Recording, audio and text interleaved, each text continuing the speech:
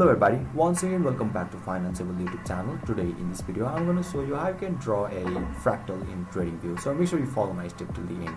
First thing first, I assume that you already have an account on TradingView and already logged in. And now right after that you'll be able to see the interface on the screen where you can see the chart of the BTC USDT, and at the left side of this chart you can see lots of tools provided by the TradingView itself. And once you hover in, this forecasting and measurement tools will be appear, right? You need to click on this option and another section pops out where you can see bars and pattern. You need to choose this option and yeah, you will be able to draw a fractal.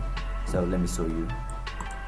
So basically this is how you can draw a fractal in TradingView, and if you still encounter any issue during this process, feel free to leave a comment and I'll be happy to assist you. If you found this video helpful, please give it a thumbs up, and if you are new to this channel, make sure to hit the subscribe button and set the bell icon to on so that you can stay updated with our latest content.